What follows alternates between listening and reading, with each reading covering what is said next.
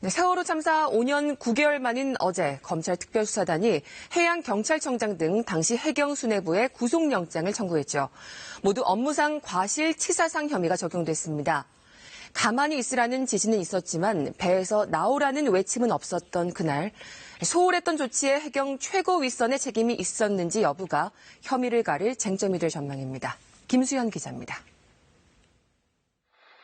해경이 세월호 참사 현장에 도착한 건 오전 9시 30분경. 소형 123정의 김모 정장은 6분 뒤 해경 본청 경비과장에게 세월호가 50도 정도 기울어졌다. 바다에 사람이 없다는 보고를 했습니다. 이후 9시 44분경 김 정장은 승객이 안에 있는데 배가 기울어서 못 나오고 있다고 해경 본청 상황실에 다시 보고합니다. 하지만 목포 해경서장 등 해경지휘부는 123정의 현장 도착 30분이 다 되어서야 퇴선 유도를 언급했는데 제대로 이행되지 않았습니다. 구조의 골든타임을 놓친 건 제때 적절한 지시가 없었기 때문이라고 검찰은 봤습니다. 해경지휘부에 대해 업무상 과실치사상 혐의를 적용한 것도 바로 이런 이유에서입니다.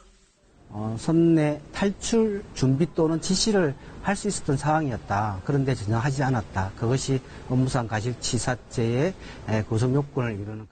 하지만 김석균 전 해경청장은 당시 모든 가용 자원을 동원해서 구조에 최선을 다하라는 지시를 내렸다면서 혐의를 전면 부인하고 있습니다.